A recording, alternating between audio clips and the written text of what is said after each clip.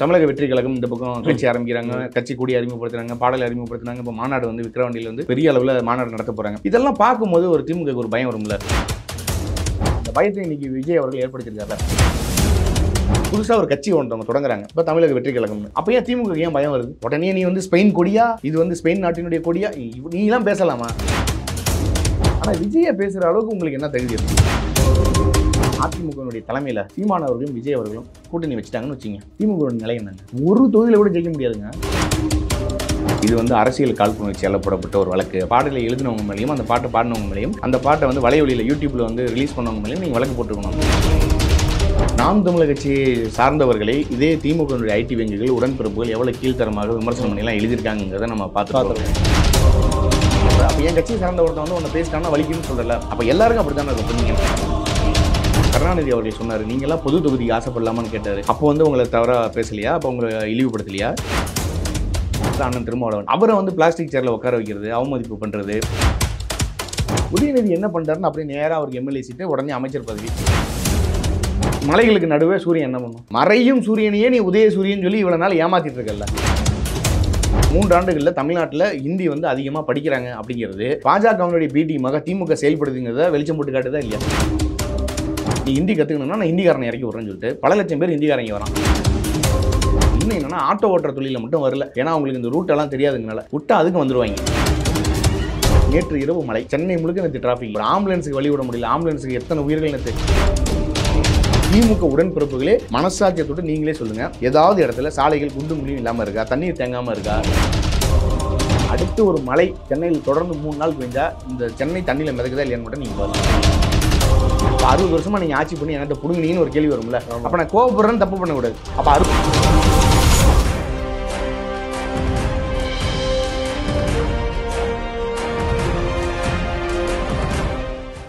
Globe 360 நேயர்களுக்கு வணக்கம். இந்த சிறப்பு நேர்காணலில் நம்முடன் இணைந்திருக்கிறார் தமிழ் தேசிய ஆதரவாளர் திரு அம்சத் அவர்கள்.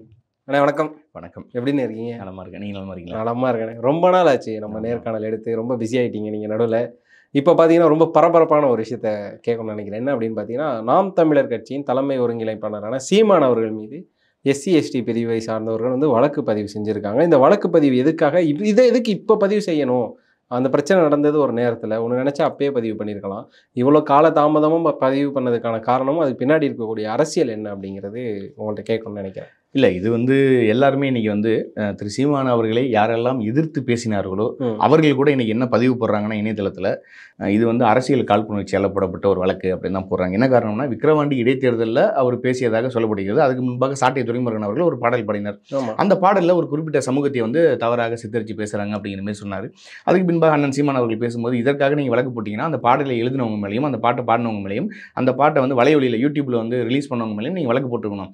இத்தனை ஆண்டு காலமாக நீங்கள் போடல. அதிமுகவினுடைய ஆட்சி காலத்தில் அம்மையார் ஜெயலலிதா அவர்கள் உயிரோடு இருக்கும்போது இந்த பாடல்களை போட்டு பிரச்சாரம்லாம் பண்ணியிருக்காங்க. அப்போதெல்லாம் போடப்படாத வழக்கு இப்போ நாம் தமிழர் கட்சியை சார்ந்த தம்பி சாட்டை துரைமுருகன் அவர்கள் பேசும்போது ஏன் பேசணும் அப்படிங்கிறது அண்ணன் சீமான் அவர்கள் பேசியிருந்தார். அதற்கு பின்பாக அண்ணன் என்ன சொன்னார், இந்த பாட்டை நானும் பாடுறேன், நான் பாடி கட்டுறேன், என் மேலே வழக்கு போடுங்க, முடிஞ்சு என்னை கைது பண்ணி பாருங்க அப்படின்னாங்க. அதுக்கு பின்பாக அந்த எஸ்பி வருண்குமாருடைய பிரச்சனை, இப்படி பல்வேறு சிக்கல்கள் போயிட்டு இருந்தது. ஒரு பக்கம் சென்னையில் வந்து இந்த கார் ரேஸ் நடத்துவது, இப்படிலாம் இருக்கும்போது அமெரிக்கா பயணம், இது எல்லாமே சீமான் அவர்கள் எதிர்த்துக்கிட்டே இருக்காரு. எந்த விஷயத்துலையுமே சீமான் வந்து திமுக எதிர்க்காமல் இல்லை. அப்படிங்கும்போது அவங்க என்ன பண்ணுறாங்கன்னா, வேறு வழி இல்லை. இப்போ திமுக கட்சி போல் நாம் தமிழர் கட்சியில் ஊழல் செஞ்சாங்கன்னு கேட்டால் இல்லை.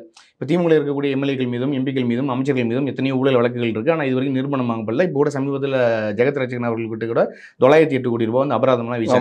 அப்படி இருக்கும்போது சீமான் வந்து ஏன் தொடர்ச்சியாக திமுகவை டார்கெட் பண்ணி பேசுகிறாரு? அதனால வந்து நமக்கு ரொம்ப வலிமை இங்கே குறையுது. இன்னொரு பக்கம் தமிழக வெற்றி கழகம் இந்த பக்கம் கட்சி ஆரம்பிக்கிறாங்க, கட்சி கூடி அறிமுகப்படுத்துறாங்க, பாடல் அறிமுகப்படுத்துறாங்க. இப்போ மாநாடு வந்து விக்கிரவாண்டியில் வந்து ரொம்ப பெரிய அளவில் மாநாடு நடத்த போகிறாங்க. இதெல்லாம் பார்க்கும்போது ஒரு திமுக ஒரு பயம் வரும்ல. இப்போ நம்மளை எதுக்கு யாருமே இல்லைன்னு நினச்சிட்டு இருந்தோம், நம்ம ஒரு நல்ல ஆட்சி கொடுக்கலான்னு பார்த்தோம், ஆனால் இங்கே நல்ல ஆட்சி கொடுக்க முடியல.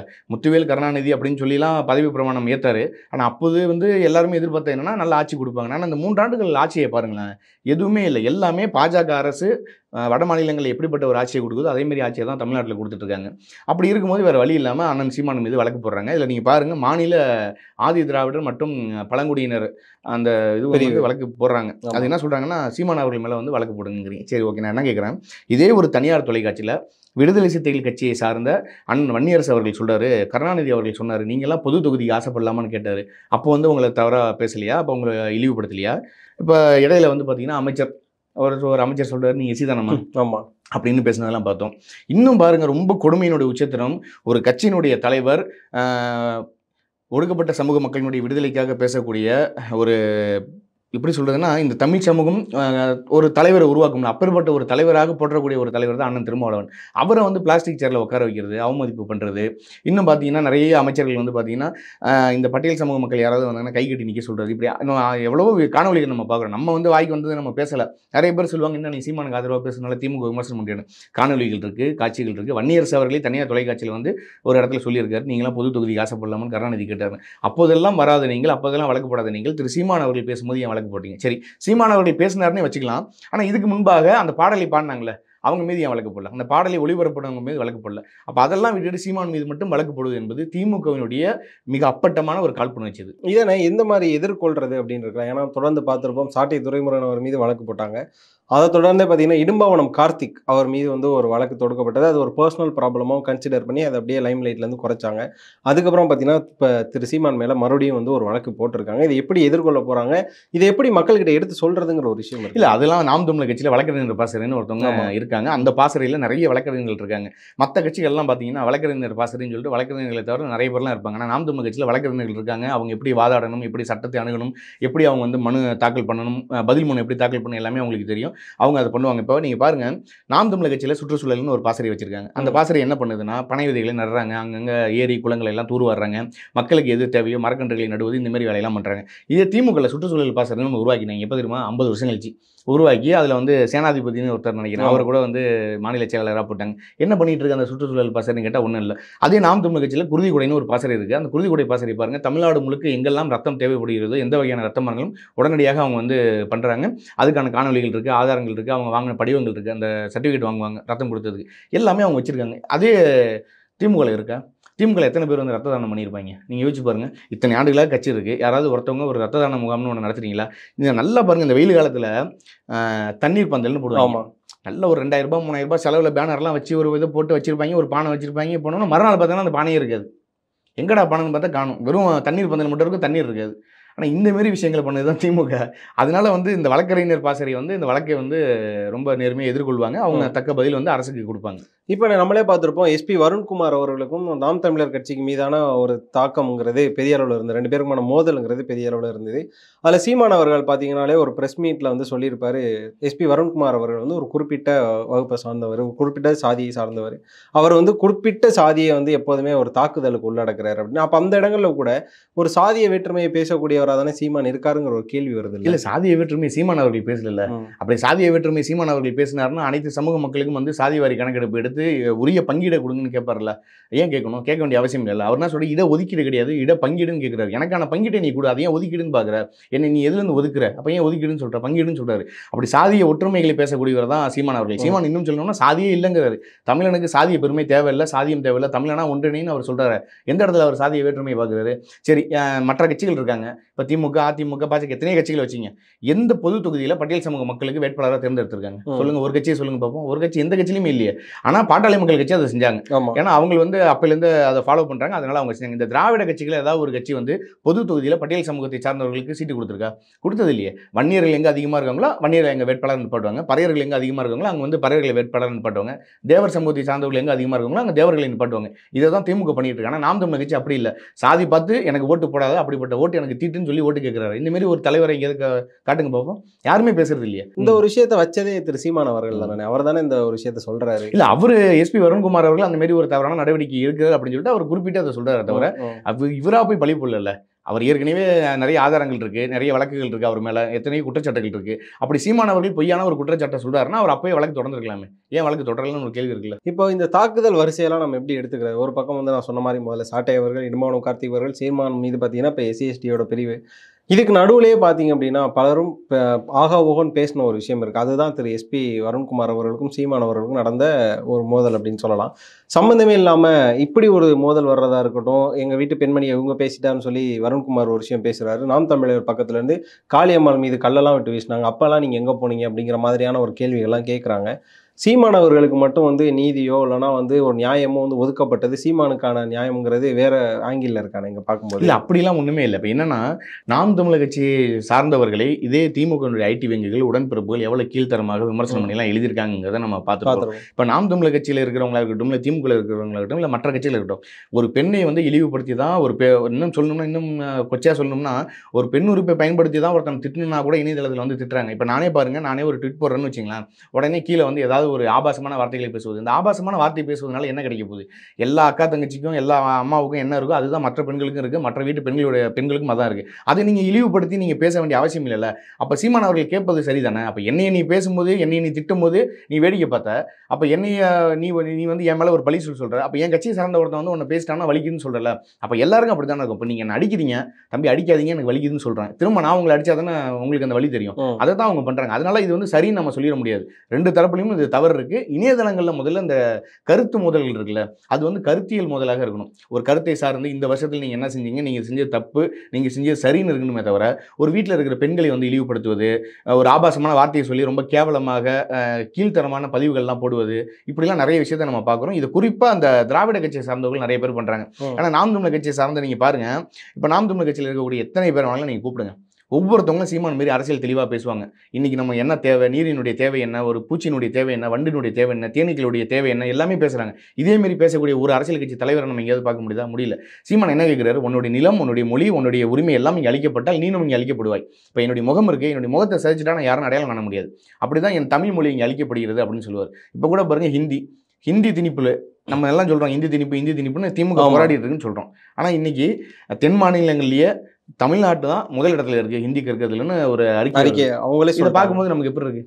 அதாவது வந்து எல்லாம் சொல்றதா நாங்க வந்து ஹிந்தியை எதிர்ப்போம் அப்படின்னு இந்த பக்கம் சொல்லிட்டு இந்த பக்கம் வர வைக்கிறது. இல்ல இப்ப திமுக என்பது என்ன சொன்னாங்க, அவங்க ஆட்சியை பிடிச்சது என்னன்னா, ஐயா காமராஜர் அவர்கள் ஹிந்தியை எதிர்க்கல. ஏன்னா அவர் ஒரு தேசிய கட்சியினுடைய முதல்வராக இருந்தனால ஹிந்தி எதிர்க்கல. ஹிந்தி எதிர்ப்பை, ஹிந்தி திணிப்பை வந்து எதிர்த்த திமுக வந்து ஆட்சி அரியணையில உட்கார்ந்தாங்க. சரி உட்கார்ந்தாங்களே, இப்ப 2021 யார் ஆட்சி அமைச்சது? திமுக தானே. இந்த 3 ஆண்டுகள்ல தமிழ்நாட்டுல ஹிந்தி வந்து அதிகமா படிக்கிறாங்க அப்படிங்கிறது பாஜகவினுடைய பிடிமாக திமுக செயல்படுதுங்கிறத வெளிச்சம் போட்டு காட்டுதா இல்லையா? இப்ப ஹிந்தி எதிர்க்கக்கூடிய நீங்க தான் ஆட்சியில் இருக்கீங்க, அப்புறம் எப்படி ஹிந்தி வந்து இங்க அதிக அளவில் பேசப்படுகிறது? ஒன்றும் இல்லை. இப்போ நீங்கள் ஒரு சலூன் கடைக்கு போங்களா, ஏதாவது ஒரு கடையில் நம்ம தமிழர்கள் யாராவது இருக்காங்களா பாருங்க. இல்லை, நம்ம கீழே இருக்க சலூன் கடையில் யாருன்னு, அப்புறம் எல்லாம் ஹிந்திக்காரங்க தான். ஒரு டீ கடைக்கு போங்க, எல்லா இடத்துலையும் ஹிந்திக்காரங்க தான். ஒரு ஹோட்டலுக்கு போய் சாப்பிட வைப்பாங்க, எல்லா இடத்துலையும் ஹிந்திக்காரங்க தான். இப்போ என்னன்னா, இப்போ இந்த ஃபுட் டெலிவரி இருக்குல்ல, அது முத கொண்டு இப்போ ஹிந்திக்காரங்க வந்துட்டாங்க. இன்னும் என்னன்னா, ஆட்டோ ஓட்டுற தொழிலில் மட்டும் வரல. ஏன்னா அவங்களுக்கு இந்த ரூட்டெல்லாம் தெரியாதுங்கனால விட்டா அதுக்கு வந்துடுவாங்க. ஏன்னா அவ்வளோ இப்போ ஹிந்தியை திணிச்சு பார்த்தாங்க, தமிழ்நாட்டில் திணிக்க முடியல. அப்போ என்ன பண்ணுறான், நீ ஹிந்தி கற்றுக்கணும்னா நான் ஹிந்திக்காரனை இறக்கி விட்றேன்னு சொல்லிட்டு பல லட்சம் பேர் ஹிந்திக்காரங்க வரான். இங்கே நாங்கள் என்ன சொல்கிறோம், எங்களுக்கு வந்து இன்னர் பர்மிட் முறை கொடுங்கன்னு நாங்கள் கேட்குறோம். இப்போ மிசோரம், அருணாச்சல பிரதேஷ் போன்ற மாநிலங்கள் இருக்குது, எங்களுக்கு இன்னர் பர்மிட் முறை கொடுங்க அப்படின்னு கேட்குறோம். இங்கே ஏதாவது ஒரு கொள்ளையோ தவறுகளோ செய்து விட்டு அவன் பக்கத்து மாநிலத்துக்கு தப்பித்து போகிறானா இல்லையா? அவனை பிடிக்க முடியல. எத்தனை இடங்களில் வந்து ஹிந்திக்காரர்கள் வந்து ஏடிஎம் கொள்ளையடித்தார்கள், இதேமாதிரி காவல்துறையினர் தாக்குனாங்க, பெண்களுக்கு வந்து பாதுகாப்பில் எவ்வளோ இடங்களும் நம்ம பார்க்குறோம். அப்படி இருந்தும் இந்த அரசு ஏன் நடவடிக்கை எடுக்கல? இப்போ பாஜகவை முற்றும் முழுதுமாக எதிர்க்கிறேன்னு சொல்லக்கூடிய திமுக இந்த இந்தி திணிப்புங்கிற விஷயத்திலையும் சரி, இந்த வடமாநிலத்தை சேர்ந்த ஹிந்திக்காரர்கள் இங்கே வராங்களே, அவர்களுடைய திணிப்பையும் ஏன் எதிர்ப்பதில்லைன்னு ஒரு கேள்வி இருக்குல்ல, ஏன் எதுக்குல? அப்போ என்னன்னா, மறைமுகமாக பிஜேபி என்ன சொல்லுதோ அதை கேட்டுட்டு செயல்படுத்துறாங்க. அதனால தான் வந்து கருணாநிதி அவர்களுக்கு வந்து இந்த 100 ரூபாய் நாணயம்லாம் வெளியிட்டாங்க. அண்ணன் சீமான் கூட அதை சொன்னார், இது வந்து செல்லா காசு, இதை பற்றி பேச வேண்டிய அவசியம் இல்லை அப்படின்னு. அப்படிலாம் இருக்கு. அப்போ ராஜ்நாத் சிங் அவர்கள் வராருன்னா உடனே ஒட்டி தேய்றீங்க, அண்ணாமலை வாங்க முன்னாடி வாங்க, என்ன பின்னாடி நிற்கிறீங்க, எவ்வளோ மனசு கஷ்டமா இருக்கு, வாங்க வாங்க வாங்க முன்னாடி வாங்க அப்படின்லாம் ஒரு முதல்வர் கூப்பிட்றாருல. அப்போ இந்தி எதிர்ப்பு நீங்கள் பேசுகிறீங்க, பாஜகவை எதிர்க்கணும்னு நினைக்கிறீங்க. சரி, தமிழ்நாடு அரசு சார்பாக இந்த கால்நடைகளுக்கு, பசுகளுக்கு இது பண்ணுங்க, அது எதுக்கு வந்து மோடி அவர்களுடைய புகைப்படம் வருது? இதெல்லாம் இன்றைக்கி இன்டர்நெட்டில் போட்டு மீம்ஸ் போட்டு கிளிக்கிறான்ல. சரி, நீங்கள் வந்து நீட் தேர்வுங்கிற ஒன்றை வச்சு தமிழ்நாட்டை ஏமாற்றிட்டு இருந்தீங்க, இப்போ இந்தி எதிர்ப்புங்கிறத வச்சு தமிழ்நாட்டை ஏமாத்துறீங்கன்னு தெரிஞ்சு போச்சா இல்லையா? இப்போ நீங்கள் இந்தியை எதிர்க்கக்கூடிய நீங்கள் எப்படி தமிழ்நாட்டில், அதுவும் இந்த தென் மாநிலங்கள்லேயே தமிழ்நாடு மட்டும்தான் வந்து பார்த்தீங்கன்னா முதலிடத்தில் இருக்குன்னா, இது திமுக அரசுக்கு வந்து மிகப்பெரிய தோல்வி தானே. அப்புறம் என்ன திராவிட மாடல் அரசு நீங்கள் வெளியில் போய் பீத்திட்டு இருக்கீங்க? ஆனால் இதே ஒரு கேள்வியை வந்து திமுக தரப்புல வைக்கிறாங்களே, அதான் நாம் தமிழர் தான் பாஜகவோட பி டீமு, இங்கே வரக்கூடிய ஓட்டுகளை பிரிக்கிறது தான் அவங்களோட டார்கெட்டுங்கிற ஒரு விஷயம். அடுத்தது பார்த்தீங்கன்னா விஜய் ஆரம்பிச்சப்ப தமிழக வெற்றி கழகம் கட்சியை கூட வந்து பி டீம் சொல்ல ஆரம்பிச்சிருக்கு. இல்லை, அடுத்து நான் கட்சி ஆரம்பிச்சாலும் சரி, நீங்கள் கட்சி ஆரம்பிச்சாலும் சரி, யாராவது ஒருத்தவங்க புதுசாக கட்சி ஆரம்பிச்சிட்டோம்னா திமுக எதிர்த்து கட்சி ஆரம்பிச்சா உடனே அவங்க பி டீம் தான். அதுதான் இங்கே இப்போ அண்ணன் சீமான் அவர்கள் பாஜகவிற்கு ஆதரவாக எந்த விஷயத்தில் செயல்பட்டுருக்காரு? அதை மட்டும் நீங்கள் சொல்லுங்கள். இல்லை திமுகவை சார்ந்தவர்கள் சொல்லுங்கள். இப்போ சீமான் அவர்கள் இதை பேசுறதுனால இது வந்து பாஜகவுக்கு மிகப்பெரிய ஒரு ஆதரவாக போகுது, மிகப்பெரிய பலமாக அமைதி எதாவது சொல்ல முடியுமா? ஒன்று அவர் வந்து என்னுடைய மொழி, என்னுடைய மண், என்னுடைய உரிமை எல்லாம் பேசுகிறாரு. இங்கே தமிழ் சமூகத்தில் நீங்கள் பார்த்தீங்கன்னா திட்டமிட்டு இங்கே இருக்கக்கூடிய தமிழர்களுடைய வரலாறு மறைக்கப்படுகிறது. சரி, இத்தனை ஆண்டுகளாக நீங்கள் திராவிடம் சொல்லியிருந்தீங்களா? திராவிடத்துக்கு ஒரு மொழி வடிவம், எழுத்து வடிவம், சொல் வடிவம் ஏதாவது இருக்கான்னு இல்லை. தமிழ்நாட்டை தாண்டி ஏன் பிற மாநிலங்களில் திராவிடம் இல்லைன்னா கேள்வி இல்லை. இதே விடுதலை சிறுத்தைகள் கட்சியை சார்ந்த அண்ணன் திருமாவளவன் அவர்கள் சொல்றாரு, திராவிடத்தில் இருந்து மருவி வந்தது தான் தமிழ் அப்படிங்கிறாரு. இதெல்லாம் சொல்றதுக்கு வாய் கூசல் அண்ணனுக்கு. இதெல்லாம் என்ன சொல்ல? அதாவது என்னன்னா, கூட்டணிக்காக வந்து ஒரு தாய்மொழியவே விட்டு கொடுத்து பேசலாமா? அது ரொம்ப தப்பு. இப்போ நான் இருக்கேன், என்னுடைய தாய்மொழி தமிழ் தான். இப்போ எனக்கு தமிழ் மொழியை தவிர எந்த மொழியும் தெரியாது. இப்போ நான் வெளிநாடுகளுக்கு வேலைக்கு போகிறேன் அப்படின்னா, அப்போ நாங்கள் என்ன பண்ணுவோம்னா, அரபு தேசங்களுக்கோ இல்லை வந்து அப்போ அமெரிக்காவுக்கு வேலைக்கு போகிறேன்னு வச்சுங்க, அங்கே போய் நான் இங்கே ஆங்கிலம் கற்றுப்பேனா இல்லை அங்கே இருக்கிறவன்ட்ட நான் தமிழை கற்றுக் கொடுக்கணும்னு அனுப்பினேன்?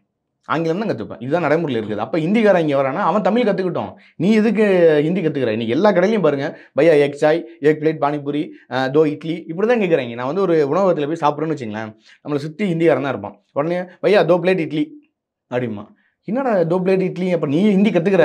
அப்போ என்னன்னா பிஜேபியினுடைய அரசியல் இங்கே நல்ல நடைமுறையில் இருக்குது. அவங்களுக்கு என்னென்னா ஹிந்தி எப்படியாவது தமிழ்நாட்டுக்குள்ளே கொண்டு வரணும். ஹிந்திங்கிற மொழியை கொண்டு வந்தால் நீங்கள் கற்றுக்க மாட்டீங்க, ஹிந்திக்காரனை கொண்டு வந்தால் கற்றுக்கிட்டு தானே ஆகணும். அப்படிங்கிறது நல்லா பண்ணுறாங்க. குறுக்கீடுக்கு மன்னிக்கணும், எனக்கு ஒரு சந்தேகம் இருக்குது. இப்போ மலையாளம் பேசுகிறத நம்ம எல்லாரும் கெத்தாக நினைக்கிறதில்ல, ப்ரௌடாக நினைக்கிறதில்ல. ஆனால் மலையாளம் பேசுகிறத நம்ம ஏதோ கொஞ்சம் நல்ல ஃபீலிங்காக பேசுகிறோம்னு வச்சுங்களேன். அதான் வந்து எந்த சேட்டா எந்த பறை ஏதோ ஒன்று பேசுகிறோம். மலையாளத்தில் இருக்கக்கூடிய ஃப்ரெண்ட்ஸ்லாம் நம்ம காலேஜில் அடித்தா எனக்கு கேரளா ஃப்ரெண்ட்ஸ் இருக்கானுங்க அப்படிங்கிற ஒரு விஷயத்தையும் சொல்லிக்கிறோம்.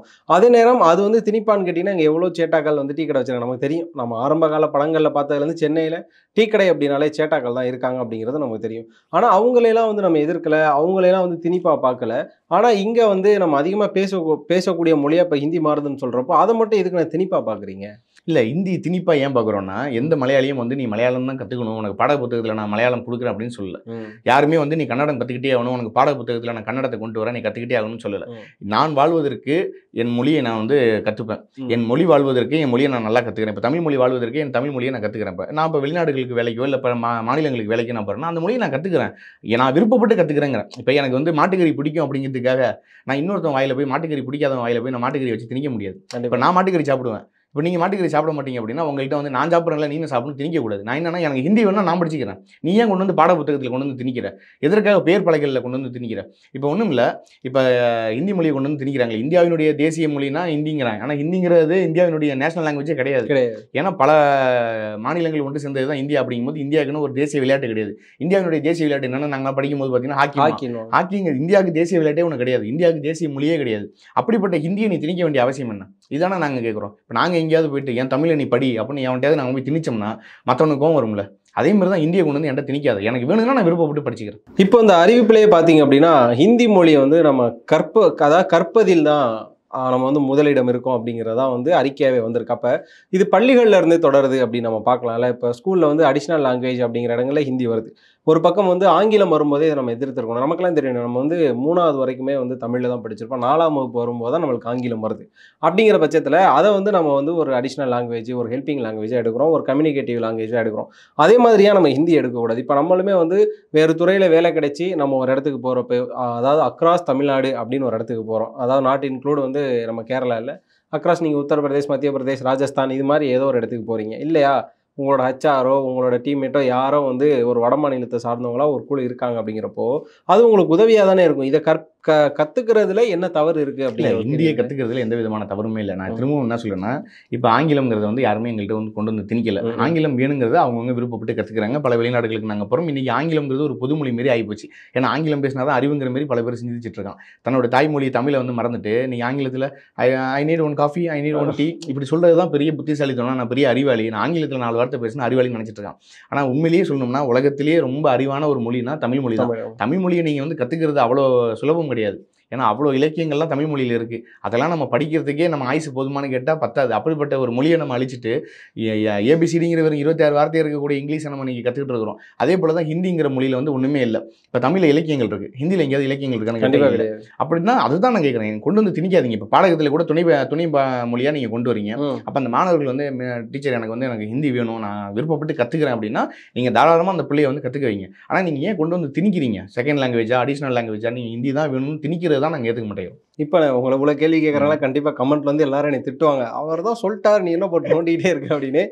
முத்தமிழ் அறிஞர் கலைஞர் கருணாநிதி அவர்கள் பார்த்தீங்க அப்படின்னா செந்தமிழ் மாநாடு, செம்மொழி மாநாடு அப்படின்னு ஒன்று நடத்தினார் தமிழுக்காக. இப்போ அது மாதிரியான ஒரு மாநாடு நடத்தப்பட்டு தான் தமிழ் மொழியை காக்கக்கூடிய சூழ்நிலையில் நம்ம தமிழகம் இருக்கானே. அப்படிதான் இருக்கு. ஏன்னா தமிழ் மொழியை தான் இங்கே அழிச்சிட்டோமே. இங்கே சாலைகளில் நீங்கள் போய் பாருங்க, 2 புறங்களும் பெரிய பெரிய வணிக வளாகங்கள், கட்டிடங்கள், அடுக்குமாடி குடியிருப்புகள்லாம் இருக்கு. எந்த இடத்துல வந்து தமிழ் மொழி இருக்கு? இப்போ மெடிக்கல்ஸ்னு வச்சிருக்காங்க, மருந்தகம்னு வைக்கிறது இல்லை. மெடிக்கல்ஸ்னு ஆங்கிலத்தில் இருக்கு, உச்சரிப்பு வந்து பார்த்தீங்கன்னா தங்கிலீஷில் இருக்கு. ஆனால் அந்த எழுத்து மட்டும் தமிழில் இருக்கு மெடிக்கல்ஸ். ஆனால் உச்சரிப்பு என்னவா இருக்குன்னா ஆங்கிலமாக இருக்கு. இதுதான் நாங்கள் சொல்கிறோம், எங்கள் மொழி இங்கே அழிக்கப்படுகிறதுன்னு சொல்கிறோம். இப்போ ஐயா ஸ்டாலின் அவர்கள் வந்து அவரே இப்போ பேசும்போது பாருங்க, தமிழ் மொழியை வாழ வைத்தார், முத்தமிழர்னா டாக்டர் கலைஞர்னு சொல்கிறோம்.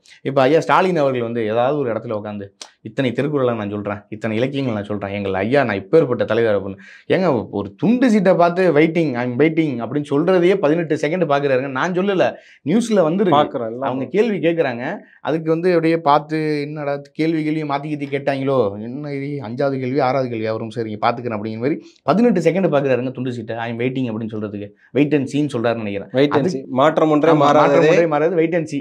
இதுக்கு 18 செகண்ட் ஒரு பேப்பரை பார்க்குறாரு.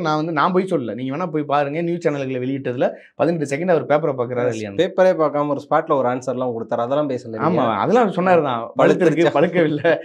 அவர் பேசுவாருங்க, மதில் மேல் பூனை, பூனை மேல் மதில், மணி வரும் முன்னே யானை வரும் பின்னைங்கிறதெல்லாம் மாற்றி மாற்றி பேசுவார். திடீர்னு சர்க்கரையில் வந்து இனிப்பா இருக்க பதனியில் சர்க்கரை போட்டுறீங்களான்னு பாரு, சீனி சர்க்கரை சித்தப்பா ஏட்டில் எதினக்கப்பா, இதெல்லாம் எவ்வளவோ பேசுவார். இதெல்லாம் வந்து ஒரு கொடுமை தான். ஏன்னா நாங்கள் வந்து முதல்வர் அவர்களை விமர்சனம் பண்ணணும், அவரை இழிவுபடுத்தணும் அப்படிலாம் பேசலை. எங்கள் மொழியை கூட உங்களால் பேசவும் முடியல, வாழ வைக்க முடியல அப்படின்னா நீங்கள் ஒரு தலைவராக இருந்து என்ன பண்ண போறீங்க அப்படின்னு ஒரு கேள்வி இருக்குல்ல. இப்போ அடுத்து உதயநிதி தான் அடுத்த துணை முதல்வர், அடுத்த தலைவர். அதை தானே உங்ககிட்ட சொல்ல வந்தேன். இப்போ என்ன பெருமைப்படுத்த போறீங்கன்னா, அப்போ அடுத்து தமிழகத்துக்கு பெருமையான ஒரு விஷயம் இருக்கு, கார் ரேஸ் நடக்குது, ஃபார்முலா கார் ரேஸ். வேறு எந்த மாநிலத்திலும் நடத்தப்படாத, உலகமே பார்த்து தமிழ்நாட்டை இந்த மாதிரிலாம் நீங்கள் பாருங்க. நேற்று இரவு மழை, கார் ரேஸ் நடந்ததா? இல்லை. அப்போ அந்த மலையில் தண்ணி அங்கே தேங்கிடுச்சுனோன்னே உடனே என்ன பண்ணீங்க? உடனே அந்த ரோட்டில் அந்த கார் ரேஸ் போகக்கூடிய அந்த சாலைகளில் என்ன தண்ணிலாம் இருக்கோ அதெல்லாம் வந்து உடனே சுத்தம் பண்ணணும், அங்கே தண்ணியே இல்லாத அளவுக்கு பண்ணணும். உடனே அமைச்சர் வராரு, உடனே 4-5 அதிகாரிகள் வராங்க, அங்கே போகிறாங்க, பாதுகாப்பு சரியாக இருக்காங்க, உடனே போக்குவரத்தை மாற்றுறாங்க. சென்னை முழுக்க நேற்று டிராஃபிக். எத்தனை பேர் வந்து சென்னையில் டிராஃபிக்னு சொல்லி போட்டிருக்காங்க. ஒரு ஆம்புலன்ஸுக்கு வழி விட முடியல, ஆம்புலன்ஸுக்கு எத்தனை உயிர்கள் நேற்று போராடுற மாதிரி காணொலிகள்லாம் நம்ம பார்த்தோம். சரி, ஓகே. அதே அந்த இடத்த தாண்டி இந்த ரேஸ் நடக்குதுல்ல, அந்த 3.4 கிலோமீட்டர் சம்திங், அதை தாண்டி இந்த பக்கம் நீங்கள் சென்னைக்கு வாங்க, எங்கேயாவது சாலைகள் சரியாக இருக்கான்னு இந்த திமுக உடன்பிறப்புகளே மனசாட்சியை தொட்டு நீங்களே சொல்லுங்கள். ஏதாவது இடத்துல சாலைகள் குண்டும் குழியும் இல்லாமல் இருக்கா, தண்ணீர் தேங்காமல் இருக்கா, இல்லை சாலைகளில் சரியாக இந்த இருக்கக்கூடிய அத்தனை சாலைகளையும் சிக்னல் சரியாக வேலை செய்யுதா, எல்லாத்தையும் பார்க்க சொல்லுங்கள். ஒன்றுமே இல்லை. ஒரு சிக்னலே சில இடங்கள் நீங்கள் பாருங்கள், சிக்னல் வேலை செய்யாது, சாலைகள் குண்டும் குழியுமா இருக்கும், அங்கங்கே தண்ணி தேங்கி நிற்கும், பள்ளம் தண்ணி போட்டிருப்பாங்க. எத்தனை விபத்துகளை நம்ம பார்த்துருக்கோம். இதுக்கெல்லாம் நீங்கள் நடவடிக்கை எடுப்பதில்லை. எத்தனை அரசு பள்ளிக்கூடங்கள் இன்றைக்கி இடிஞ்சு போய் கிடக்கு, ஆசிரியர்கள் இல்லாமல், மாணவர்கள்லாம் எவ்வளோ கஷ்டப்படுறாங்க கழிவறை இல்லாமல். இதெல்லாம் பண்ணணும், ரொம்ப ஆர்வமாக பண்ணணும் அப்படிங்கிறதுல அந்த ஆர்வத்தை காட்ட மாட்டேங்கிறீங்க. ஏங்க அரசு மருத்துவமனைகளில் இன்றைக்கி அரசு மருத்துவமனைக்கு நீங்கள் போங்க, என் மேலே நீங்கள் வழக்கு போடுங்க, என்ன வேணாலும் போடுங்க, ஆல்ரெடி நிறைய போடுறீங்க, இதையும் சேர்த்து போடுங்க, நான் வேணான்னு சொல்ல. அரசு மருத்துவமனைக்கு போங்க, ஏதாவது ஒரு அரசு மருத்துவமனை ரொம்ப தூய்மையாக இருக்கான்னு போய் பாருங்களேன். உள்ளே போனீங்கன்னா நாத்தம் தாங்காதுங்க, அந்த அளவுக்கு இருக்குது. ஒரு கஷ்டத்தில் இருக்கக்கூடிய விளிம்பு நிலையில் இருக்கக்கூடிய மக்கள் வந்து அவ்வளோ பேர் அங்கே வந்து இருக்கானா, ஏன்னா அவன்ட்டு பணம் இல்லை. உங்ககிட்ட அமைச்சர்கள்லாம், நீங்கள் எம்எல்ஏக்கள் அமைச்சர்கள்லாம் கோடி கோடியாக கொள்ளடிச்சு வச்சுருக்கீங்க, நீங்கள் போய் தனியார் மருத்துவமனையில் படுத்துப்பீங்க. ஒன்றுமே இல்லாதவன் எங்கே போவான்? இப்போ நான் இன்னும் சொல்கிறேன், எங்கள் அப்பாவோட மருத்துவத்துக்காக நான் வந்து கிட்டத்தட்ட வந்து ஒரு வாரம் வந்து தஞ்சை மருத்துவக் கல்லூரியில் இருந்தேன். அந்த தஞ்சை மருத்துவக் கல்லூரியில் உள்ளே பாருங்கள், உள்ளே போக முடியல, உட்கார முடியல, ஒரு சுத்தம் இல்லை, அசுத்தமாக இருக்குது. ஒரு சரியான டைமுக்கு டாக்டர் வரதில்லை, ஒரு டியூட்டி பார்க்குற செவிலியர்கள் அங்கே சரியாக இல்லை. ஏன்னா அங்கே இருக்கக்கூடிய தலைமை சரியில்லை. அப்போ தலைமை சரியில்லைன்னா அவருக்கு மேலே இருக்கிற தலைமை சரியில்லை, அப்போ அவருக்கு மேலே உள்ள தலைமை சரியில்லை. அப்போ என்னன்னா இங்கே முதல்வரே சரியில்லை. முதல்வர் சரியாக இருந்தாலும் எல்லாமே நடக்கும். இப்போ நம்ம சினிமாவில் எத்தனையோ காட்சிகள் பார்க்குறோம். திடீர்னு ஒரு முதல்வர் வந்து சேலத்துக்கு போகிறாரு, விசிட் போகிறாருன்னா உடனே சாலைகளை போடுவாங்க, இது பண்ணுவாங்க. அப்போ நான் என்ன கேட்குறேன், ஏன் அரசு மருத்துவமனைகள் ஒன்றும் இல்லை, நீங்கள் இங்கேருந்து ஒரு பயணம் போகிறீங்க, அரசு பேருந்தில் பயணம் போகிறீங்க, பயணம் போயிட்டு ஒரு பேருந்து நிலையத்தில் இறங்குறீங்கன்னு வச்சுங்க. இன்னும் நான் சொல்கிறேன், மயிலாடுதுறை பேருந்து நிலையத்தில் இறங்குறீங்க என்னோட ஊரில், ஒரு பெண்களோ ஆண்களோ சிறுநீர் கழிக்கணும்னு ஒரு இடத்துக்கு நீங்கள் போங்க, சுத்தமாக இருக்கான்னு பாருங்கள். இல்லை, அரசியல் சார்பாக ஏதாவது ஒரு கழிவறை சுத்தமாக இருக்குங்க, நீங்கள் என்னங்க இப்படி பேசுறீங்க உட்காந்துக்கிட்டு மீடியாவில் உட்காந்துக்கிட்டு அப்படின்னு கேளுங்க. நானும் மக்களோடு மக்களாக பழகக்கூடியவன், தினமும் பேருந்தில் பயணிக்கிறவன் தான், எல்லா ஊர்களுக்கும் போகிறவன் தான். ஒரு அரசின் சார்பாக இருக்கக்கூடிய இந்த சிறுநீர் கழிப்பிடம் கூட, இந்த கழிவறை கூட வந்து பார்த்தீங்கன்னா அசுத்தமாக இருக்குது. அப்போ எதுக்கு நீங்கள் இத்தனை பேர் லேபர்ஸ் போகிறீங்க? சரி பாருங்கள், சென்னையில் வந்து சென்னை மாநகராட்சியில் 15 மண்டலங்கள் இருக்குது. இந்த 15 மண்டலத்தில் 11 மண்டலங்களை வந்து தனியாருக்கு கொடுத்துட்டாங்க. என்னென்னா இந்த தூய்மை பணிகளை. மிச்சம் மிச்சம் இருக்கக்கூடிய 4 மண்டலங்களையும் தனியாருக்கு கொடுக்கலாமான்னு பேச்சுவார்த்தை பண்ணிட்டு இருக்காங்க. ஒரு சென்னை மாநகராட்சியில் வெறும் 15 மண்டலம் இருக்குது. இந்த 15 மண்டலத்தில் வேலை செய்யக்கூடியவர்களை கூட அவங்களால வேலை எப்படி பண்ணுறாங்க போகிறாங்கன்னு பார்க்க முடியலன்னா அப்புறம் எதுக்கு நீங்கள் முதலமைச்சர், எதுக்கு நீங்கள் தனியார்கிட்ட கொடுக்குறீங்க? இப்போ அவன் வந்து ஒரு கஷ்டமான வேலையை செய்கிறான். எவ்வளோ நம்மளாம் செய்ய முடியாத ஒரு வேலையை அவங்க செய்கிறாங்க. அவ்வளோ தியாகம் பண்ணுறாங்களா, அவங்க உழைக்கிறாங்களே. அந்த உழைப்பவர்களுக்கு நீங்கள் அரசு வேலை கொடுப்பதில் என்ன தவறு? டாஸ்மாகில் ஒயின் ஷாப்பில் சரக்கு ஊற்றி கொடுக்குறோம் அரசு அதிகாரியாக இருக்கலாம். ஆனால் அந்த குப்பைகளை வந்து கூட்டக்கூடியவங்க வந்து அரசு வேலையில் இருக்கக்கூடாது. இப்போ பாருங்கள், 15 மண்டலத்தில் 11 மண்டலத்தில் தனியார் கொடுத்துறான். மிச்சம் இருக்கிற 4 மண்டலத்தையும் நீங்கள் தனியாருக்கு கொடுத்துட்டீங்கன்னா தனியார் என்ன பண்ணுவான்? அவனுக்கு இஷ்டப்பட்டா அவன் குப்பையை க்ளீன் பண்ணுவான், இஷ்டப்படலாம் குப்பையை க்ளீன் பண்ண மாட்டான். அவனுக்கு தேவை மாதம் வருமானம் வந்தால் போதும். அவர்களுக்கும் வேலை வந்து நிரந்தரம் கிடையாது. இப்பேற்பட்ட வேலை செய்யக்கூடியவர்கள் நிரந்தரமான ஒரு அரசு வேலை கூட கொடுக்க முடியாத அரசு எதற்கு? அப்போ இதெல்லாம் தேவையில்லைன்னு சொல்லிட்டு தான். அப்போ நீங்கள் நல்லா பாருங்கள், இப்போ ஒரு புதுசாக ஒரு கட்சி ஒன்றவங்க தொடங்குறாங்க. இப்போ தமிழக வெற்றி கழகம்னு இப்போ ஒரு கட்சி புதுசாக தொடங்கிட்டா எல்லாரும் போய் ஆதரவு கொடுத்துருவானா? அவன் ஆதரவு ஏன் கொடுப்பானா? இவ்வளோ நாளாக இருக்கக்கூடிய கட்சிகள் சரியில்லைப்பா, அதனால ஒரு புதிய கட்சி வருதுப்பான்னு போகிறான். அப்போ ஏன் திமுக ஏன் பயம் வருது? உடனே நீ வந்து ஸ்பெயின் கொடியா, இது வந்து ஸ்பெயின் நாட்டினுடைய கொடியா, நீலாம் பேசலாமா? முதல்ல உன்னுடைய கட்சியினுடைய கொடியை வந்து எங்கேருந்து நீ வாங்கின? உன்னுடைய சின்னம் இருக்குல்ல, உழவர் கட்சின்னு ஒருத்தர் வச்சிருந்தார், அவர்கிட்ட நீ வாங்கின சின்னம் தான். அதுவும் பாருங்க, அந்த கட்சியினுடைய சின்னம் பேர் என்னங்க? உதயசூரியன். உதயசூரியன். சரி, உதயசூரியன் வைக்கிறாங்களே, சூரியன் எங்கெங்க உதிக்கும்? கிழக்கு நோக்கி தான். கிழக்கு பக்கம் என்ன இருக்கும்? கடல் தான் இருக்கும். கடல் இருக்கும். சரி, மலைகளுக்கு நடுவே சூரியன் என்ன பண்ணும்? மறையும் சூரியனையே நீ உதயசூரியன் சொல்லி இவ்வளவு நாள் ஏமாத்திட்டு இருக்கல. நீ எல்லாம் பேசலாமா? உக்ரைன்ல 1942 உக்ரைன்ல நடந்த ஒரு போராட்ட இயக்கம், அவங்க சிகப்பு கருப்புங்கிற கொடியை வைத்து அவங்க மிகப்பெரிய அளவில் மக்களாக நின்று களத்தில் நின்று போராடினாங்க. அந்த கொடியை திருடி 47க்கு அப்புறம் நீ வந்து அப்படியே உல்டா பண்ணி கருப்பு சிவப்புன்னு வச்சுக்கிட்டு நீ எல்லாம் பேசலாமா? சரி, 60 வருஷத்துக்கு மேலே ஆச்சு கருப்பு சிவப்பு. கருப்புனா என்ன? மக்களுடைய வறுமை இருக்குது, அதை நாங்கள் இங்கே ஒழிக்க போகிறோம், புரட்சி பண்ண போகிறீங்க. இப்போ 60 வருஷமா நீங்கள் ஆட்சி பண்ணி என்னத்தை பிடுங்கினீங்கன்னு ஒரு கேள்வி வரும்ல. அப்போ நான் கோவப்படுறேன்னு தப்பு பண்ணக்கூடாது. அப்போ 60 வருஷமா இன்னமும் மக்கள் வந்து 1000 ரூபாய் வந்து ஸ்டாலின் அவர்கள் கொடுக்குறாரு மகளிர்களுக்கு அப்படின்னு நீ சொல்ற. 1000 ரூபாய்க்கு கையேந்திர நிலைக்கு என் பெண்களை வைத்திருப்பது யாரு? நாங்கள் என்ன கேட்குறோம்? உங்கள்கிட்ட மாதம் 1000 ரூபாய் கொடுங்கன்னு கேட்குறோமா? இல்லை இலவச லேப்டாப் கொடுங்க, இலவச சைக்கிள் கொடுங்க, இலவச மிக்சி கொடுங்க, இலவச டிவி கொடுங்க கேட்குறோமா? இந்த இலவசங்களை பேரில் எத்தனை ஆயிரம் பல ஆயிரம் கோடிகள் வீணா போயிருக்கு. குடிசை மாற்று வாரியங்கிற நாங்கள் வந்து குடிசைகளை எல்லாம் மாற்றி அமைக்க போகிறோங்கிற 60 வருஷமா ஏங்க நீங்கள் இதெல்லாம் பண்ணல? அப்போ நீங்கள் வந்து அவனுக்கு சரியான ஒரு வேலை வாய்ப்பு உருவாக்கி கொடுத்துருந்தா அவன் சம்பாரிச்சு அவன் பண்ணியிருப்பான். நான் என்ன கேட்குறேன், வீட்டுக்கு ஒருவருக்கு அரசு வேலை கொடுக்க முடியுமா? முடியாது. இந்த அரசால இந்த அரசு நினைச்சா தற்சார்பு பொருளாதாரத்தை உருவாக்க முடியுமா? முடியாது. இன்னைக்கு ஒன்றும் இல்லை, இந்த ராமநாதபுரம் மாவட்டத்தில் பாருங்க எத்தனை கருவேல மரங்கள் இருக்கு. இப்போ அரசு நினைச்சா என்ன பண்ணலாம்? பல ஆயிரம் ஊழியர்களை எடுத்து கருவேல மரங்களை வெட்டி அதை கறியாக்கி வெளிநாடுகளுக்கு ஏற்றுமதி பண்ணலாம். இன்னைக்கு இந்த அடுப்பு கறி இருக்குல்ல, இந்த கறி கட்டைகள்லாம் பார்த்தீங்கன்னா வெளிநாடுகளில் கிலோ இத்தனை $ன்னு போகுது. இதெல்லாம் ஏன் நீங்கள் பண்ண மாட்டேங்கிறீங்க? இப்போ ஆட்டுக்கு வந்து மிகப்பெரிய அளவில் சந்தை இருக்கா இல்லையா? ஞாயிற்றுக்கிழமையான எல்லாம் கறி கடையில் போய் நிற்கிறோம். எனக்கு 1 கிலோ கறி கொடுங்க, 2 கிலோ கறி கொடுங்க. 1 கிலோ கறி நீங்கள் 1000 ரூபாய். அப்போ பொருளாதாரம்ங்கிறது எங்கே இருக்குது? நம்மளுடைய இதெல்லாம் எங்கே இருக்குது? இப்போ ஆவின்னு ஒரு நிறுவனம் நடத்துறீங்க, பாலை உற்பத்தி பண்ணுறீங்க. அப்போ பாலத்தை வந்து ஏன் வந்து நீங்கள் ஆந்திராலேருந்து நீங்கள் இறக்குமதி பண்ணுறீங்க? நீங்களே மாடுகளை வைத்து வளர்த்து அதை பண்ணலாமே. ஆனால் அதை சீமான் சொல்லிட்டாருன்னா உடனே ஏங்க ஆடு மாடு மேய்க்கிறதெல்லாம் அரசு வேலையாக்க முடியுமாங்க? அப்போ ஆடு மாடு மேய்ப்பதை இழிவா நீ பார்க்குற. அப்போ விவசாயம் பண்ணதை பார்க்குறேன்னா தயவு செஞ்சு டீ காஃபி குடிக்காத தம்பி, எனக்கு சூடாக ஒரு டீ, சக்கரை கொஞ்சம் கம்மியாக போட்டு கொடுன்னு கேட்காத. அது எது கேட்குற? கியூபாங்கிற ஒரு நாடு, அவன்கிட்ட கரும்பு மட்டும்தான் இருக்குது. ஆனால் அவனை பாருங்க, உலகத்தில் எல்லா நாடுகளுக்கும் சக்கரை ஏற்றுமதி பண்ணுறான். ஆனால் நம்மகிட்ட கரும்பு இருக்குது, நெல் இருக்குது, சோளம் இருக்குது, கத்திரிக்காய் இருக்குது, வெண்டைக்காய் இருக்குது, சுண்டைக்காய் இருக்குது, தக்காளி இருக்குது, வெங்காயம் இருக்குது, எல்லாத்தையும் நம்ம உற்பத்தி இருக்கு, எல்லாமே இருக்குது, எல்லாத்தையும் நம்ம உற்பத்தி பண்ண முடியுது. ஆனால் நம்மளால ஏன் வெளிநாடுகளுக்கு அதை ஏற்றுமதி பண்ண முடியல? இது அரசு எடுத்து பண்ணலாமா பண்ணக்கூடாதா? இதெல்லாம் ஏன் அரசு பண்ணுவதில்லை? இதெல்லாம் அரசு யோசிக்கணும். எப்படியெல்லாம் வேலை வாய்ப்புகளை உருவாக்க முடியும்னு யோசிக்கலாம். ஒன்றும் இல்லை, இன்னைக்கு ஸ்விக்கி ஜொமேட்டோ இன்னைக்கு கொண்டு வந்து வீட்டுக்கு வீடு டோர் டெலிவரி பண்ணலாம். அப்போ நான் என்ன பண்ணுறேன், ஸ்விக்கி ஜொமேட்டோ மாரி நீங்கள் ஒரு ஆப்பை உருவாக்குங்க தமிழக அரசின் சார்பாக. அதில் வந்து கமிஷன் 70 ரூபா வாங்குறேன்னா நான் வந்து 40 ரூபா தாங்க வாங்குறேன் அப்படின்னா உங்கள்கிட்ட ஆட்டோமேட்டிக்காக கஸ்டமர் வர போகிறான். ஏன் இதெல்லாம் நீங்கள் பண்ண மாட்டேங்கிறீங்க, யோசிக்க மாட்டேங்கிறீங்க? இதெல்லாம் அரசு பண்ணலாமே. இவ்வளோ விஷயங்கள் இருக்கானா அதெல்லாம் பண்ணணும்ல. இல்லை, அதுதான் சொல்கிறேன், இதெல்லாம் பற்றி நீங்கள் யோசிக்க மாட்டேங்கிறீங்க. இதெல்லாம் நீங்கள் பண்ணலாம். இன்னைக்கு ராபிடோ ஓலாங்கிற டாக்ஸி வந்து எவ்வளவோ கொள்ளடிக்கிறான் ஒரு தனியார் கம்பெனி, வெளிநாட்டுக்காரன். ஆனால் இங்கே தமிழக அரசு நினச்சிருந்தா ஒரு ஆப் கிரியேட் பண்ணி அவங்க வந்து ஒரு பல ஆயிரம் ஓட்டுநர்களுக்கு வந்து வேலை வாய்ப்பு கொடுக்க முடியும். நீங்கள் வாங்க, எங்கள்கிட்ட கிலோமீட்டருக்கு நாங்கள் 10 ரூபா தான் வாங்குறோம், இல்லை கிலோமீட்டருக்கு 12 ரூபா தான் வாங்குறோம், அரசின் சார்பாக இருப்பது ரொம்ப பாதுகாப்பானதை நாங்கள் உங்களுக்கு பாதுகாப்பான பயணத்தை நாங்கள் கொடுக்குறோன்னு விளம்பரங்கள் பண்ணுங்க. நீங்கள் அதை எடுத்து பண்ணுங்க. எங்க ஒரு ராபிடோக்காரன் சம்பாதிக்க முடியுது, ஸ்விக்கிக்காரன் சம்பாதிக்க முடியுது, ஜொமேட்டோக்காரன் சம்பாதிக்க முடியுது, இவனெல்லாம் சம்பாதிக்க முடியல. ஒரு அரசால சம்பாதிக்க முடியுமா? முடியாது. ஒரு அரசு நினைச்சிருந்தா இதெல்லாம் செய்ய முடியுமா? முடியாது. நாங்கள் அதை தான் கேட்குறோம். ஒரு வேலை வாய்ப்புகளை உருவாக்குங்க. இன்னைக்கு படித்த இளைய சமுதாய பிள்ளைகள் வந்து வேலை இல்லாமல் அவங்க ஸ்விக்கி ஜொமேட்டோ இதில் போய் டெலிவரி பண்ணிட்டு இருக்காங்க. மழையிலையும் வெயிலையும் கஷ்டப்பட்டு இருக்கான். நீங்கள் ஒரு அரசு வேலையை உருவாக்கி கொடுத்தீங்கன்னா அவன் என்ன பண்ணுவான்னா அவனே உங்களுக்கு வாக்கு செலுத்துவான். ஆக திமுகனுடைய ஆட்சியில் எப்படி நாங்கள் வேலை வாய்ப்பு, நான் ரொம்ப கஷ்டப்பட்டேன், ஆனால் திமுக வந்ததுக்கு முன்பாக எனக்கு வேலை வாய்ப்பு கொடுத்தாங்க, என் குடும்பம் நீங்கள் நல்லா இருக்குது, நான் குடும்பத்தில் நீங்கள் படிச்சிருக்கேன், ஒரு அரசு ஊதியம் வாங்குறேன்னு அவன் சொல்லுவான்ல, அந்த நன்றி கடனுக்காக உனக்கு வாக்கு செலுத்துவான்ல. நான் சொல்கிறது திமுக தான் சொல்கிறேன். அப்படி பண்ணுங்க. அப்படியாவது நீங்கள் வந்து நல்லா இருக்கீங்கன்னு தான் சொல்கிறோம். நீங்கள் நாட்டையே ஆள வேண்டாம்னு நாங்கள் சொல்ல, ஆள்றீங்களா கொஞ்சமாவது எங்களுக்கு நல்லது பண்ணிட்டு ஆளுங்க. அப்போ நீங்கள் நல்லதே பண்ண மாட்டீங்கன்னு தெரிஞ்சதுக்கப்புறம் தான் நாம் தமிழர் கட்சின்னு ஒரு கட்சி அங்கே வருது. அப்போ தனித்து களமாறுறாங்க. அவங்க பேசக்கூடிய அரசியல் அனைத்து உயிர்களுக்குமான அரசியலுங்கிறாங்க. அதுக்கு பின்பாக பாருங்க, பிறப்புக்கும் எல்லா உயிருக்கும். இதை வந்து அண்ணன் சீமான் அவர்கள் 2009 பேசிட்டாரு. 2024 கட்சி தொடங்குற விஜய் அவர்கள் பிறப்புக்கும் எல்லா உயிருக்கும் சொல்லி ஆரம்பிக்கிறாரு.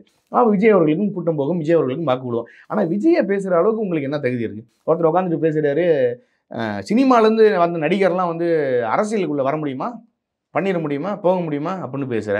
சரி, நான் உதயநிதியை பார்த்து நீ கேட்குறிய, அப்போ நாளைக்கு ஒன்று அமைச்சர் பதவியில் வந்து அவர் வெளில அனுப்பிட்டாருன்னா என்ன பண்ணுவேன்? அவர் விஜய் பார்த்து கேட்குறாரு. இல்லை, அவர் உதயநிதியை பார்த்து முதல்ல கேட்கணுமா இல்லையா? சினிமாலேருந்து நடிகனாகி நீ வந்துட்ட, உனக்கு என்ன தகுதி இருக்குன்னு கேட்குற. இவராவது வந்து படங்கள் நடித்தார், ஒரு இயக்கம் வைத்தார், அதுக்கப்புறம் ஒரு நற்பணி இயக்கம்னு வச்சார், விஜய் மக்கள் இயக்கம்னு ஒன்று உருவாக்குனாரு, மக்களுக்கு நிறைய நல்லதுகள் பண்ணியிருக்காரு, நலத்திட்ட உதவிகள் பண்ணியிருக்காரு. உதயநிதி என்ன பண்ணுறாருன்னு அப்படியே நேராக அவருக்கு எம்எல்ஏ சீட்டு, உடனே அமைச்சர் பதவி. சரிங்க, எத்தனை பேருக்கு இன்னைக்கு திமுக அமைச்சராக எம்எல்ஏவாக இருந்து அமைச்சராக முடியாமல் இருக்காங்க. அது எப்படி உதயநிதிக்கு மட்டும் சேப்பாக்கத்தில் ஜெயிச்ச உடனே அமைச்சர் பதவி? இதெல்லாம் கேட்க மாட்டீங்க, யாருமே கேட்க மாட்டீங்க. திமுக சார்ந்த உடன்பிறப்புகள்லாம் மற்றவங்களை பார்த்து கேட்பீங்க. சரி, ஐயா எடப்பாடி பழனிசாமி அவர்களை பார்த்து தவழ்ந்து வந்து பதவி வாங்கினார்னு பேசுறதில்ல. என்னைக்காவது ஒரு நாள் நீ சிந்திச்சு பார்த்திருக்கியா உதயநிதி எப்படி பதவி வாங்கினார்னு? அவராவது ஒரு ஒன்றிய செயலாளராக இருந்து, ஒரு கிளை பொறுப்பாளராக இருந்து, ஒரு மாவட்ட பொறுப்பாளராகி, அப்புறம் எம்எல்ஏ ஆகி, அப்புறம் மந்திரி ஆகி, அதுக்கப்புறம் எத்தனையோ முறை அமைச்சர்களாகவும் இருந்து அதுக்கு பின்பாக அவர் உழைச்சி வந்திருக்காரு. ஐயா எடப்பாடி பழனிசாமி அவர்கள் அடிமட்ட தொண்டனாக இருந்து உழைத்து ஒன்றிய செயலாளர், மாவட்ட பொறுப்பாளர், எம்எல்ஏ, அமைச்சர்னு ஆகி அதுக்கப்புறம் முதலமைச்சர் இருக்காரு. இவர் என்ன பண்ணுறாருன்னு உடனே உதயநிதிக்கு பொறுப்பு. நீங்கள் நோட் பண்ணி வச்சுக்கிங்க. நீங்கள் இருக்கீங்களோ நான் இருக்கணும் இல்லையா, இன்னும் 10 ஆண்டுகள் 15 ஆண்டுகளை நீங்கள் பாருங்கள், இன்பநிதி தான் எங்களுடைய அடுத்த வாரிசுமா. இன்பநிதி வந்தால் தான் தமிழ்நாடு உருப்படுமா, இன்பநிதி வந்தால் தமிழ்நாடே மாறிடுமா. அப்போ கருணாநிதி அவர்கள் வரும்போது தமிழ்நாடு மாறல, ஸ்டாலின் வரும்போது அவர்களும் மாறல, உதயநிதி வரும்போது மாறல, ஆனால் இன்பநிதி வந்தால் மாறுமா. இதை சொல்கிறவங்க யாருன்னா திமுகவினுடைய கொத்தடிமையாக இருப்பான். நீங்கள் வேணா பாருங்க, அவனுக்கே மனசாட்சி இருக்காது. என்னடா நம்ம இத்தனை வருஷமா நம்ம உழைக்கிறோம் கட்சிக்குள்ள. ஒரு பெண்மணி சொன்னாங்களா, 50 வருஷமா எங்கள் குடும்பம் உழைச்சிட்டு இருக்கு, எங்களுக்கு ஒரு பொறுப்பு கொடுக்க மாட்டீங்களா. அவங்க நீங்கள் நல்லா பாருங்க, அப்பா அமைச்சர், மகன் எம்எல்ஏ, மாமியார் வந்து ஏதாவது ஒரு துறையில் இருப்பாங்க. அதுக்கு பின்பாக அப்பா மாவட்ட செயலாளர், மகன் வந்து எம்எல்ஏ, அதுக்கு பின்பாக பெரியப்பா வந்து மாவட்ட செயலாளர், பையன் வந்து எம்எல்ஏ, பெரியப்பா அது அவருக்கு மூத்தர் ஒருத்தர் அவர் அமைச்சர். அது திரும்ப பாருங்க, அடுத்த ஒருத்தவங்க வந்து மாநிலங்களவை உறுப்பினராக போவாங்க, அவரோட பையன் வந்து அமைச்சர் ஆவார், அவருடைய பேரன் வந்து பார்த்தீங்கன்னா எம்எல்ஏ ஆயிடுவார். அப்போ உங்களுக்கு என்னன்னா குடும்பம் தான். நீ குறிப்பிட்டு பாருங்களேன், திமுகவில் ஒரு 15-20 குடும்பங்களை தாண்டி வேற யாராவது அடிமட்ட தொண்டன் ஒருவன் நான் இங்கேருந்து இங்கே வந்தால் நான் எம்எல்ஏ ஆயிருக்கேன், நான் அமைச்சர் ஆயிருக்கேன், என்ன கூட வச்சிருக்கேன்னு சொல்லுங்க பாப்போம். இல்லையே. ஆனால் அதிமுக அப்படியா? நீங்கள் அதிமுக போய் விமர்சனம் பண்ணலாமா? இப்போ திமுக உடன்பிறப்புகள் இதெல்லாம் தயவு செஞ்சு உங்களை நீங்களே கேட்டுக்கங்க கேள்வியா. நீங்கள் சொல்கிறதெல்லாம் வந்து மூணே, அதாவது உதயநிதிக்கு முன். இனிமேல் நீங்க சொல்ற எதிர்காலங்கள்லாம் மாறதுக்கு வாய்ப்பு இருக்கு. ஏன்னா உதயநிதிக்கு பின், ஏன்னா அவர் வந்து துணை தமிழ்நாட்டையே மாத்திடுவாரு. தமிழ்நாடு இப்படி இருக்கிற தமிழ்நாட்டை இப்படி பரட்டிடுவாரு. ஆமாண்ணே, அவர் வந்து ஒரு இளைஞர்ல, இளைய சமுதாயம். நீங்க சொன்ன நிறைய விஷயங்கள் அவர் அண்ணன் கவுண்டமணி அவர்கள் ஒரு படத்துல ஒரு டைலாக் ஒன்று சொல்லுவார். அவர் சொன்ன டைலாக் நான் சொல்லல, சரி அப்படியே அறுத்து தள்ளிட்டாலும் அப்படிம்பாரு. ஆமா, அந்த மாதிரி தான் இதுக்கப்புறம் உதயநிதி அவர்கள் முதல்வராகி அப்படியே தமிழ்நாட்டை அப்படியே சிற்பமா செதுக்கிடுவார். ஏன்னா ஐயா கருணாநிதி கொஞ்சம் செதுக்கினாரு, அதுக்கப்புறம் ஐயா ஸ்டாலின் அவர்கள் செதுக்கினாரு, இவர் வந்தாருன்னா சுத்தமாக முடிச்சிடுவார் செதுக்குறேன்னு. இப்போ நாங்களாம் இங்கே வாழ்றதுக்கு தகுதி இல்லாத ஒரு மாநிலமாக எங்களை உருவாக்கிட்டு போயிடணும். ஒன்றும் இல்லை, இங்கே இந்த கார் ரேஸ் நடக்குதுல்ல, மழை வந்ததுல தண்ணி தேங்கி நின்றுதா இல்லையா?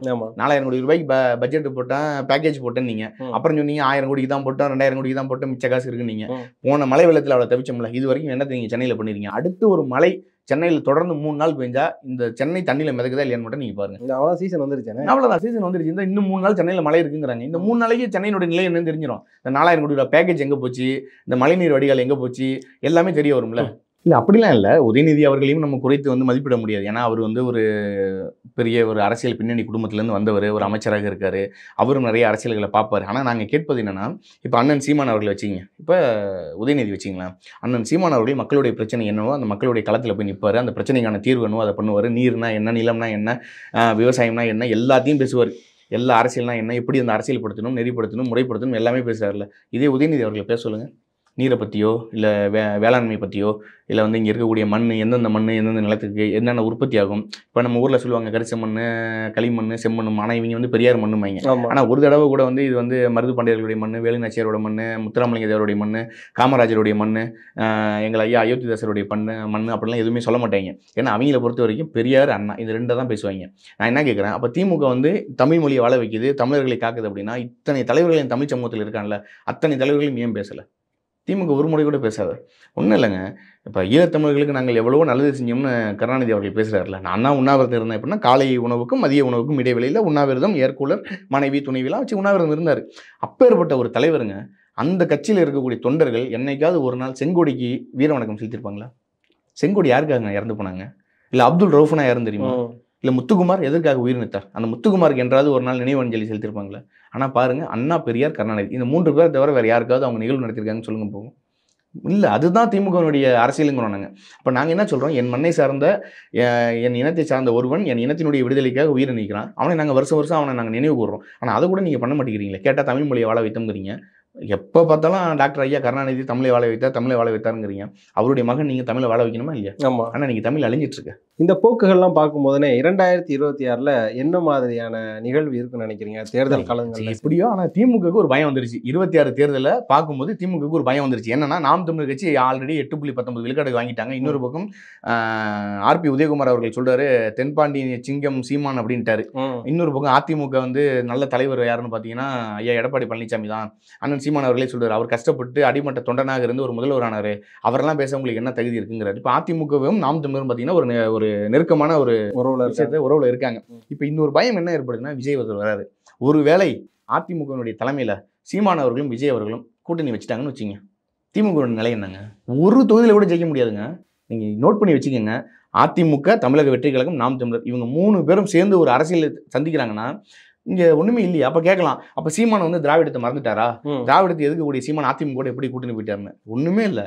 எடப்பாடி பழனிசாமி ஐயா அவர்கள் சொல்றாரு, திராவிடம்னா என்னன்னு எனக்கு தெரியாது, அது நிறைய வல்லுநர் இருக்காங்க, அவர்கிட்ட கேட்டு தெரிஞ்சுங்கன்னு போயிட்டாரு. அதிமுகங்கிற ஒரு கட்சி திராவிடத்தை மறந்துடும். ஏன்னா இன்னைக்கு இருக்கக்கூடிய அத்தனை பேரும் அங்கே தமிழர்களாக இருக்காங்க, தமிழர் தலைமையில் இருக்காங்க. அவங்க எல்லாம் ஒன்று சேர்ந்து, இப்போ அம்மையார் சசிகலா அவர்கள் ஒரு தமிழர், அவங்களோ அண்ணன் டிடிவி தினகரன், ஐயா எடப்பாடி பழனிசாமி, ஓபிஎஸ் அவர்கள் எல்லாருமே தமிழர் தான். அவங்க எல்லாம் ஒன்று சேர்ந்து ஒன்னா நின்ட்டாங்கன்னு வச்சுங்க, அதிமுக ஒரு வலுவான கட்சி ஆயிடுமா? அவர்களோட 2 பக்கமும், ஒரு பக்கம் அண்ணன் சீமான் அவர்களும் ஒரு பக்கம் விஜய் அவர்களும் சேர்ந்துட்டாங்கன்னா, அதிமுக தாவாக்க நாத்தாக்க கூட்டணி வச்சுட்டாங்கன்னு வச்சுங்க, திமுக என்ன பண்ணுவீங்க? நீங்க வேணா பாருங்க, 234 தொகுதியில் எந்த வேட்பாளரும் நிற்க மாட்டான். என்ன தெரியுமா? நான் நிற்கலங்க, அவருக்கு சீட்டு கொடுங்க, அவர் ரொம்ப வருஷமா நின்றுட்டு இருக்காரு, செலவு பண்ணி நான் 10 கோடி செலவு பண்ணி தோக்கணுமா? நான் நிற்க மாட்டேன் வைங்க. ஏன்னா இதான் நடக்கும். அப்போ அந்த பயம் இருக்குல்ல, அந்த பயத்தை இன்னைக்கு விஜய் அவர்கள் ஏற்படுத்தியிருக்காருல. விக்கிரவாண்டியில் நடைபெற அந்த மாநாடு இருக்குல்ல, அந்த மாநாடுக்கு காவல்துறையிலேருந்து எந்த விதமான மறுப்பும் தெரிவிக்கல. மாநாடு நடத்தப்படுகிறதா? அதேமாரி கோட் படம் ரிலீஸ் ஆகுதா? செப்டம்பர் 5 தமிழ்நாடு முழுக்க எல்லா திரையரங்கும் ரிலீஸ் ஆகும். நீங்கள் பாருங்க, 2021க்கு பின்பாக ரெட் ஜெயின் மூவிஸ் தலையிடாத ஒரு படம் தமிழ்நாட்டில் ரிலீஸ் ஆயிருக்கானா? இல்லை. எல்லாத்துலையும் ரிலீஸ் பண்ணுவாங்க, இல்லைனா ஷேர் கேட்பாங்க, ஏதோ ஒன்று கேட்பாங்க. ஆனால் அந்த கோட் படத்தில் அவங்களே சொல்லிட்டாங்க, இது எதுவுமே நீ தலையிட வேணாம். அவன் பேனர் வைக்கிறானா வச்சுட்டு போகிறான், போஸ்ட் விட்டுறானா ஒட்டிட்டு போகிறான், வெடி வெடிக்கிறானா வெடிச்சுட்டு போகிறான், தேட்டரில் கொண்டாடுறானா கொண்டாட போகிறான். யாரும் தயவு செஞ்சு அந்த நேசமணி ஃப்ரெண்ட்ஸ் படத்தில் நேசமணி வடிவேல் அவர்கள் சொல்லுவார், பாத்துரா ஏதோ தொட்டுக்கிட்டு விட்டு என் வேலைக்கு உலகில வச்சிடாதீங்க. அந்த மாரி இப்போ கோட் படம் வருது, தயவு செஞ்சு உடன்பிறப்பில் யாரும் கண்ண மாரி ஏதாவது பண்ணிடாதீங்க தயவு செஞ்சுங்கிற மாரிலாம் தகவல் வருது. அப்படிங்கும்போது என்னன்னா அவங்களுக்கு ஒரு பயம் ஏற்பட்டுருச்சு. அப்போ விஜய் அவர்களை பார்த்து ஒரு பயம், சீமான் அவர்களை பார்த்து ஒரு பயம், இந்த 2 பேரும் சேர்ந்துட்டாங்கன்னா என்ன பண்ணுறது? அவ்வளோதான். அந்த ஒரு பயம் இருக்குது. அந்த பயம் என்பதே அவங்களுக்கு மிகப்பெரிய ஒரு தோல்வியை கொடுக்கும். ஓகே, எனக்கு காத்திருந்து பார்ப்போம். நீங்கள் சொன்ன விஷயங்கள்லாம் நடந்தால் ரொம்ப நல்லது. ஓகே, எனக்கு காலம் தானே அதுக்கு பதில் சொல்லணும். கண்டிப்பாக. ஓகே, ரொம்ப நன்றி. நன்றி.